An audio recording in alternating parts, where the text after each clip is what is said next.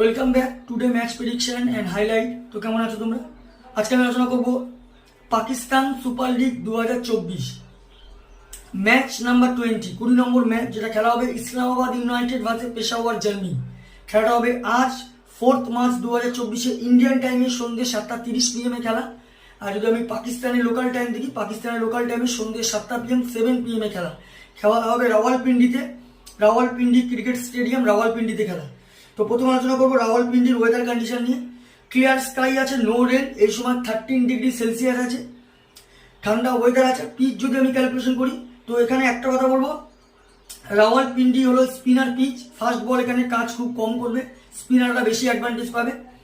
160 থেকে 170 এখানে good score, তাই টসে জিতে ফার্স্ট ব্যাট করা এখানে বেস্ট অপশন হবে।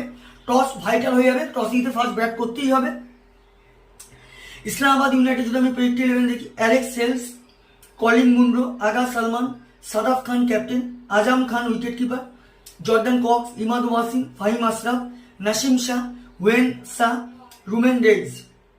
পেশাওয়ার জার্মি যদি আমি প্রেডিক্ট 11 দেখি, Babar Azam captain, Saim Ayub, Mohammad Haris, Hasibullah Khan wicket keeper, Rovman Powell, Asif Ali, Paul Walter, Luke Wood, Naveen ul Haq, Arif Yaqoob, Salman Irshad. দুটো টিমের আমি প্রেডিক্ট 11 বা প্রবাবলি 11 বলে দিলাম। লাস্ট ম্যাচ যদি দেখি, last match Islamabad United abandon হয়েছে কোয়েটার সাথে রেনের জন্য, আর পেশোয়ার জার্মিরও লাস্ট ম্যাচ অ্যাবান্ডন রয়েছে রেনের জন্য লাহোর ক্যালেন্ডার্সের সঙ্গে।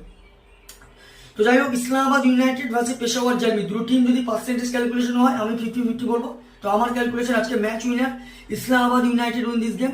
ইসলামাবাদ ইউনাইটেড এই ম্যাচ জিতবে।